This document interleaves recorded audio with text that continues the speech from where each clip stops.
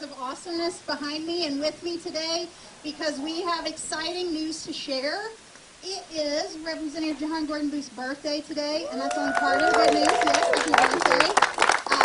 She has big news to share about what we have planned together for this community, this Golf Learning Center, for everybody. And so we're excited, and I'm going to stop talking because she tells it better than I do, but I'll be glad to answer questions when she's finished.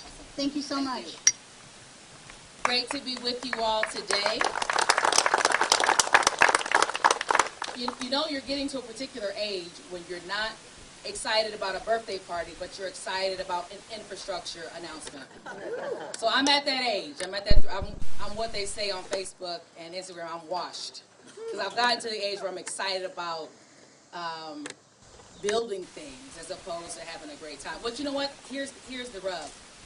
What we're going to talk about today, hopefully a lot of people in this community will be able to experience their birthday parties and other wonderful moments and announcements that they have right here in this community. One of the worst secrets in town at this point in time is that we are going to be investing $4 million from the Rebuild Illinois Capital Construction Plan to create a Topgolf-like facility right here in Peoria. We could not be more excited to make this announcement. We know how important it is that we are giving Peorians the ability to have awesome and innovative experiences. We know that to continue to attract the kind of population that we want to attract to this community, we have to be able to offer these kind of experiential opportunities to be able to hold that population. But what we also know and what we have seen in other cities across the country and in fact across the globe is that when you have these kinds of facilities in your community, they provide phenomenal opportunities also for economic development. What you see happening with bars, with restaurants, with tertiary businesses that end up feeding off of the new shot of life that you see happening as a result of these opportunities are amazing. And so we know that Peoria is second to no community in this state, and we're excited to be able to bring this kind of high-level experience to the city of Peoria. Some may ask, where was this born out of? Frankly, it wasn't rocket science. Like you, go on vacation. We go to places outside of this community. And I don't know about you, but anytime I go anywhere in this country, I'm always asking myself, why doesn't Peoria have this? Why can't Peoria have this same kind of experience? Sometimes those experiences are far more difficult to realize and fantasize about. But this one, my husband and I, we were on a work trip actually, and we happened to go to a Topgolf. My husband is an avid golfer. Me, not so much. I'm actually terrible at golfing, and I had a phenomenal experience. What I then began to watch was what happens in cities around the country that have these Topgolf experiences. And what we've realized and what we've seen is that they are packed day and night, full of people looking to experience that opportunity.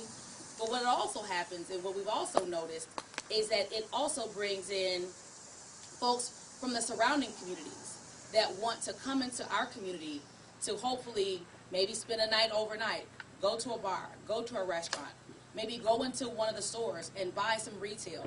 So this is a phenomenal economic development opportunity for this community.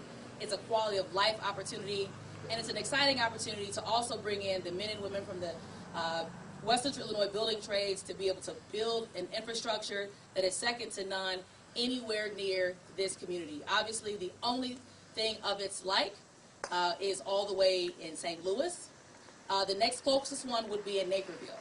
So we are very much so situating ourselves in an opportunity that would likely bring lots of economic opportunity to this community.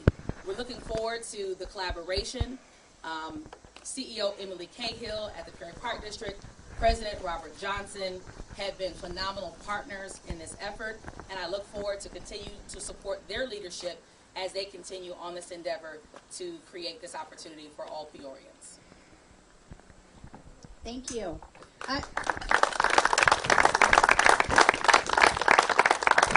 So just to give a a little bit of detail about the scope of the project. As Representative Gordon Booth said, there are, hopefully you've been to the Golf Learning Center. Hopefully you have visited a driving range. Someone asked me the question, why invest in golf now? Certainly, I bet you're going to ask that, Joe, right? So part of that is that golf's trajectory literally has changed since COVID in 2020. People could come out. This was one of the few activities that they could take part in, right? Mm-hmm. Yep. And it was an opportunity for families to come together around a sport. I don't know about you, but I missed competitive sports, right? Anything that I could watch competitively. I even watched horse on TV when NBA players played it because I needed something competitive, right?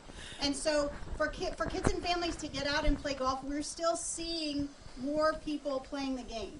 And a facility like Topgolf, as you said, right, you don't have to be a golfer to come experience the game. So it's a great introduction to the sport. We know that we have lots of people visit Peoria. They're coming to softball tournaments or they're coming to festivals, and this is another way to engage them in Peoria. This location will be Peoria, right? We want to be able to offer a good food and beverage opportunity. We want to open this up, make this much more visitor friendly. We want really to evolve this to where golf is now, to bring technology to the game so that we can get more people engaged in the sport. Golf is one of those hallmarks of the Peoria Park District, and this is a way for us to work together with the state of Illinois to make improvements and to make the tax dollars here go farther. So it is really something that we are very, very excited about. Not only will we add Topgolf and food and beverage, we'll also be able to improve pitch and putt, which is another step in that process as you learn to play the sport. So it really will become a destination, we hope, for families on evenings and weekends and during the day, and offer a great experience. And I very much appreciate Jahan's commitment to the Park District, her trust in us to be able to do this, and the faith of our board to be able to go on this journey with us. We'd be glad to answer any questions that you might have. Andy. When you picked this area here, we obviously have other golf courses. Why did you choose the Golf Learning Center for this type of thing when we have other golf courses? In fact, we've even closed down some golf courses. Why not use some of those places that we have closed? Because we do want to offer, unlike the Topgolf experience that you may know, this is going to be a hybrid experience. We want this to be about having a great time and also learning about golf. So you'll be able to use the technology to play Topgolf the way that you do in those locations, but you're also going to be able to access a traditional driving range and the pitch and putt. So that full experience of being able to experience golf happens here in a way that it doesn't happen in those other locations. This is about really taking this driving range and improving it. If you look at some of those courses that you referenced, first of all, those closed when golf was a very different story in our community than it is now. But those are transitioned to parks. They play a key role in our community, and they serve our community in different ways now. This is the space where this needs to happen, in the driving range in the Park District. As far as Miss Gordon Booth, you mentioned that you're not an avid golfer. You mentioned that and Emily here said this is a good way to bring in family. Talk a bit more about why you think that having a hybrid model of a Topgolf or whatever a generic term for that would be a good fit for this city. Why here? I mean, why does Peoria need a video game golf-like thing? So we are moving into a space where when you work with any of the local business, when you work with any of the local industry, right? Whether it's healthcare, or some of the higher end manufacturing, right? What they're looking for is they're looking for folks to come into this community. They're looking for very educated individuals, and frankly, when people are looking at where they want to relocate, right? They're looking at a couple of things. They're looking for infrastructure. They're looking for good schools. They're looking for quality of place. And frankly, the Peoria Park District is one of the strongest and most phenomenal assets that we have in the city of Peoria to provide the quality of space and the experiential opportunities that people, frankly, are looking for. Folks in my generation and that younger generation, frankly, they want to do things that they can put on Instagram. They want to do things that they can TikTok about, that they can put on social media. It's a major driver of economics these days. And what we know is that we need to be a provider of those kinds of experiences here in Peoria. We have a lot of great opportunities. We have a lot of activities here in Peoria, but frankly, we need more.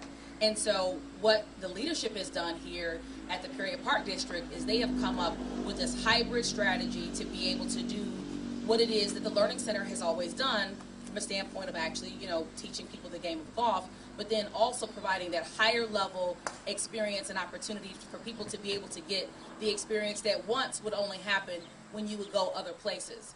I have long been of the mindset that we need Peorians that have discretionary income to be spending more of their discretionary income right here in Peoria and adding to the tax base.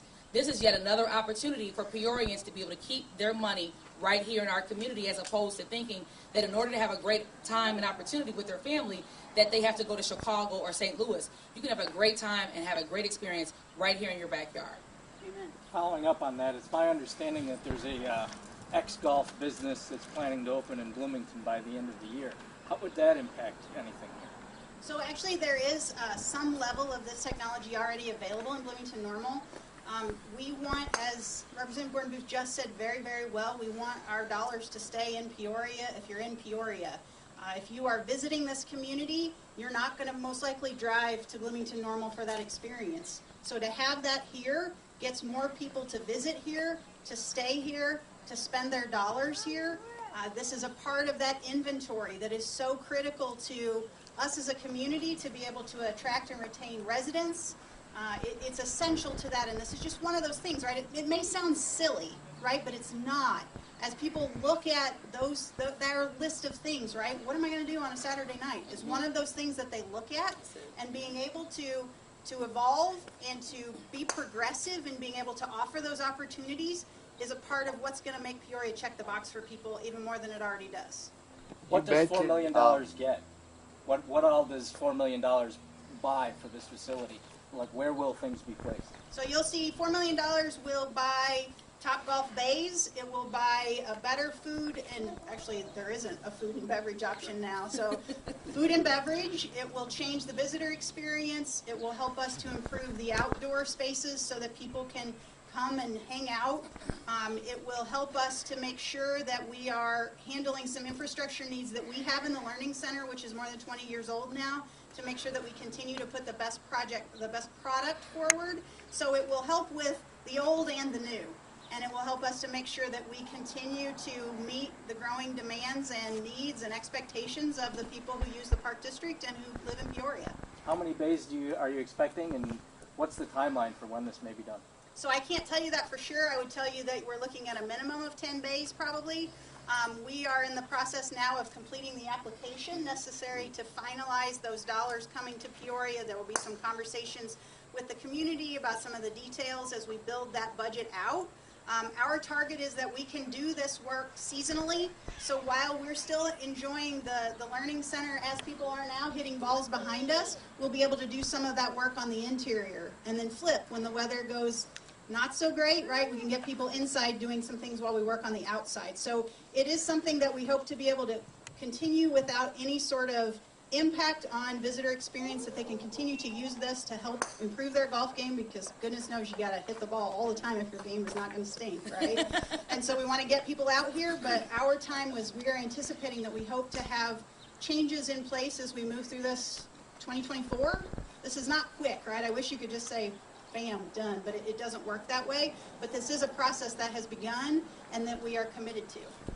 Will there be a whole new building built for the Topgolf then, or is that just So it will be additions and modifications to the current structure, add-ons to that, but this will serve as the core of your experience just as it does now.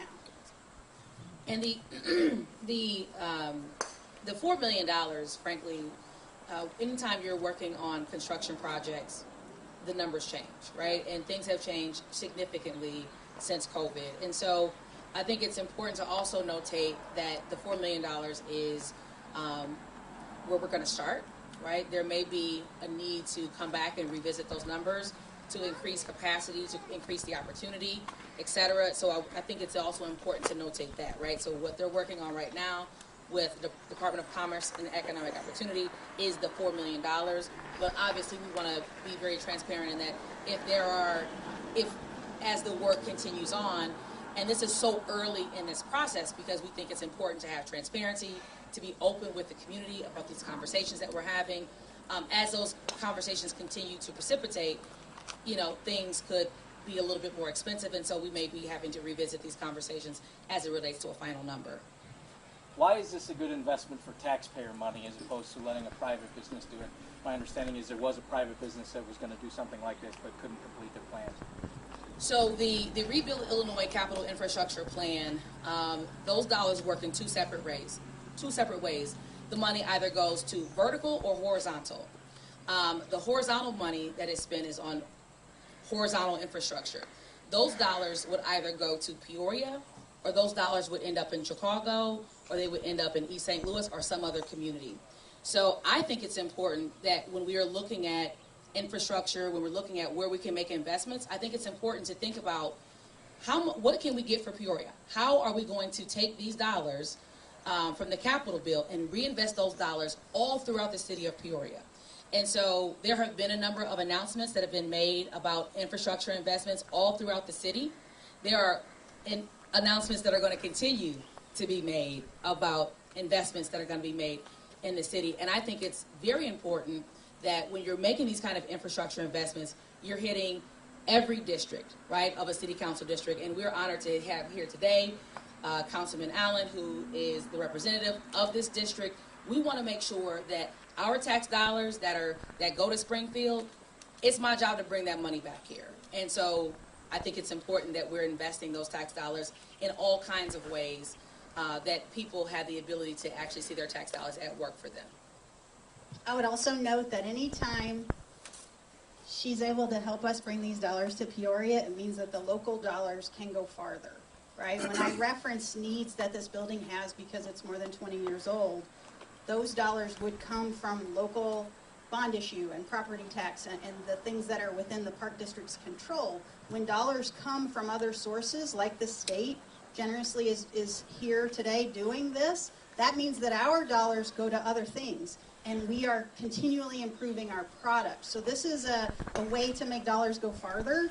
Anytime anybody can stand up here and say to you, your dollar is going farther today, you need to take note of that, right? Because that's not the case. And so by looking at all these different ways to improve our community and our park district, this is the best possible scenario for us right now, is to really take advantage of this moment and bring as many dollars to Peoria as we can, because we need them here. One of the things that I'd like to ask is there's many needs within the parks. Is this really the best use of that $4 million to put towards golf right now, or are there other uses in other parts of the city that might be better use? I know that you got $2 million to go to a Proctor. You got $2 million to go to Glen Oak Park. Are there other areas within the city that might need help too? So one thing that there's never a shortage of is need. That's just a reality that all of us that are in leadership positions, we have to make, right? That there's a lot of need, and we have to be we have to be good stewards of said resources. This opportunity has the ability, right, just some basic back-of-the-envelope math, this has the opportunity to be one of the top money generators in the Park District. And when you're looking at, we're in a time right now where we're seeing unprecedented resources being invested. We're seeing unprecedented resources being invested at every level of government. But ladies and gentlemen, this is not going to last, right? There is going to come a time where many of these resources that we have been able to access, whether it be through Rebuild Illinois, Build Back Better, ARPA, the Inflation Reduction Plan, there is going to come a time very soon that these dollars won't be here, and we need to be thinking about what are the things that we're investing in this season, in this moment, that are sustainable, that actually have the ability to offset some of the costs in some of the other facilities. And this facility in particular has the ability to be one of those financial generators that has the ability to help underwrite some of the other very smart, very important investments, to your point that you already stated, that we're making through the same capital bill in Proctor Center, that we're also making in Glen Oak. And I would like to also add, you see the geographic spread of, Proctor, Southside, Glen Oak, East Bluff. Here, we're on the northern portion of Peoria. It's important that all taxpayers see that they are worth investing in, that the areas in which they live in are being invested in by the city, by the state, by the Park District. And right now what you're seeing is a overall rollout. And I want to reiterate, we are not done. There's more to come. You are going to continue to see every corner of this community receive investments. Are you worried? This city has a tendency to be very, very hard on new things. Every time we get a new toy, a lot of people who live here tear it to pieces. I'm not saying physically, but they will tear the concept out.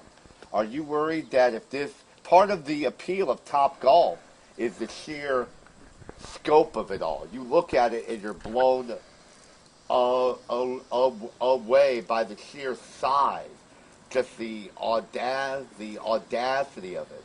Are you worried that a pared down version might not have the same shock and awe that the bigger ones do? So I would say to you that we're not standing here today for shock and awe, right? We're standing here for pieces of the puzzle that help us to address sustainability and engagement and attraction. And an experience like this in our inventory in Peoria is one of those things that fills in the blank, and it changes the conversation. This is about I get what you're saying. I love that, the 3 stories and the whatever. That doesn't make sense in a community like ours. If we build that, it isn't sustainable because the infrastructure is too large for the number of people that we would be talking about engaging with an amenity like this. We know there are people way smarter than us, that's hard to believe, but there are people way smarter than us that do math, that have equations that tell you how many bays of Topgolf technology you need in a community of different sizes. What we're building here is right for us. What we are doing is improving that visitor experience. We are improving that engagement. And we're putting dollars in a place that if we were to do this on our own, that park districts just can't do, because we have to think about things, really, really conservatively. This gives us an opportunity to provide that experience that we want to provide by using dollars that come from the state that allow us to do something really, really cool and to honor our citizens, and we look forward to that. I'm a daughter of Peoria, born and raised. Came back to this community because I love this community, and this community invested in me, which is one of the reasons why I go so hard for this community. I work hard on behalf of the district that I represent and the people that I love. And so when I hear you say that we can be hard on people or we can be hard on new ideas, I take a little bit of umbrage to that, only because I'm sensitive about my town, okay? I'm sensitive about the community that I'm from. And I'll say this, there are times in which, ideas are proposed and people will say what they may say. But I think part of why we're doing this at this moment, right, is that the goal of this announcement today is to bring people into the fold, right? It's not to be exclusive, but to be inclusive. We're at a very, very early stage of this process. We want people to feel like they're a part of it. We want them to feel like they are just as much a part of what happens moving forward as any elected person might be, or anybody working in the Park District. And so what I would subscribe to folks that, the folks that you speak about, is to come to the table. Let's figure out how to make this work. And let's figure out how to make the other stuff work too. Because this is a beautiful city that deserves for things to work. And so we're all saying, come to the table, let's talk about it. Let's make it work. Amen.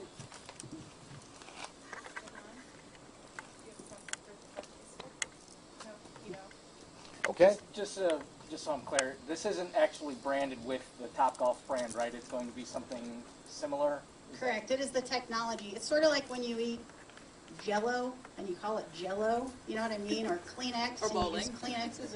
Right. It's that kind. It's that brand name has been associated with this sort of technology. So this is that technology that allows you to hit the ball from the driving range, and it's like you're playing Augusta National, right? It is that experience. It is that technology. That's what we're talking about. Is there any type of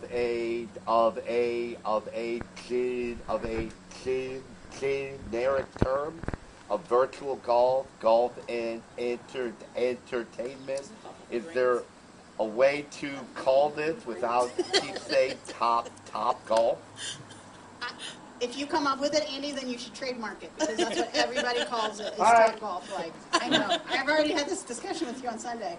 Jahan calls it golf on the greens. Off the greens. Golf off the greens. Golf off the greens. We can call it whatever you want, as long as you understand and express that this is going to be a lot of really, really great fun for Peoria. Okay. I too, Andy, have been trying to figure out sort of Yeah. what you call it, so I just been saying golf off. So when we talk about it in conversation, I've been saying golf off the green. There you go. I like it.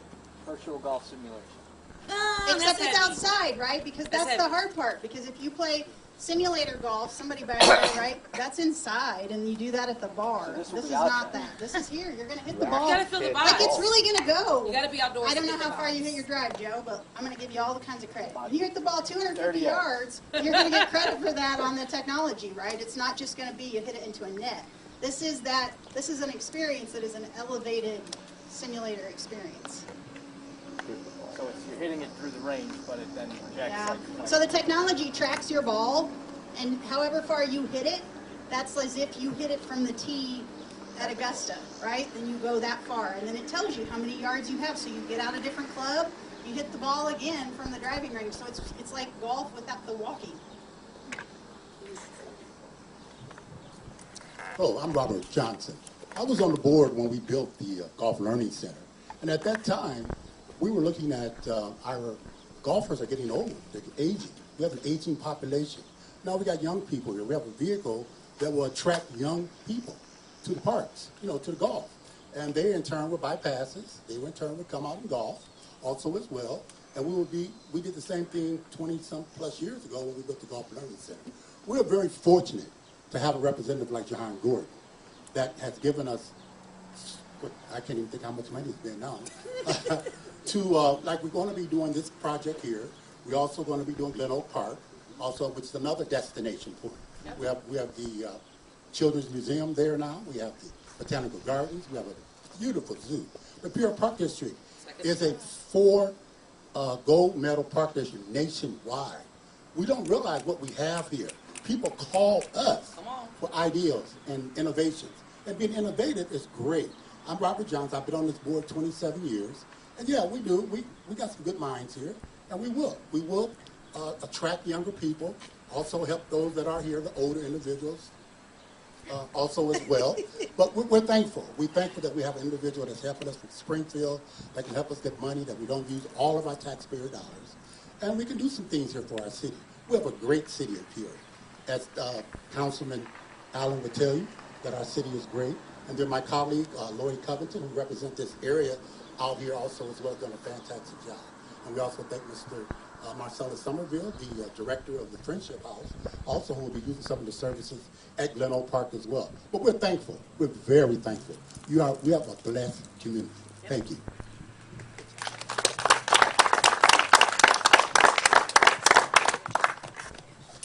One more, Emily. Okay. Are you concerned at all that having this virtual type of golf experience would possibly pull people away from playing rounds at the other courses? I will tell you no, just quickly, because I will use the example of my own kids. When I was like, let's play golf, I don't want to play golf. They want to go, they've played Topgolf, and now they want to play golf, right? They're like, this is really fun, I can do this. And it's not the same, Joe, but it is that transition. It is a welcoming way to expose people to a game that's really hard. And by using games and like it's not just Augusta, right? That's the example I use, but there are games where it's like Angry Birds and other video games where you're hitting a golf ball and you're working on your swing and you're playing a game that is engaging to all levels of a golfer. And so this is a gateway. And there's a reason that we are committed to the hybrid model here, because we know that is a way for us to transition people through the process to become lovers of this game so that they play golf where they can play golf in the way that they want to play golf. But it's a really fun sport. It's a part of our wellness model as we think about ways to get people active and moving, and this is just part of that process. So that commitment to the game is why we're here in a way that makes it much more accessible. Since it's an outdoor still thing, though, will it not be available in the winter? We're talking about heating bays and everything else. I mean, there will be experience available year-round just like there is now. Okay, there's some yumminess coming. So it's my birthday. It is. But It is heavy, oh, it's sliding. Okay. Oh, Lord. really careful. Well, this is for you. Oh my God, this is heavy. I got it. And this is for the Park District. Oh, thank you. It's a golf course. It's a golf course and a giant. That's sliding. That's sliding. Oh my God, I did this in the front. I would turn it around, but I'm afraid that I would make it like. Really, the heat got to it. Yep. It's gorgeous. Thank Let's you. light up purple. Let's Oh my gosh. Okay, so great minds think alike because look, we brought you a birthday cake. Guess what flavor? Oh, strawberry? My favorite. Oh, They are going to be having a very big night. Yes, come in. Come on. Are you Lori. All right, ready? I'm gonna sing. Charisse, you gonna sing? Yep. Marcellus. Happy birthday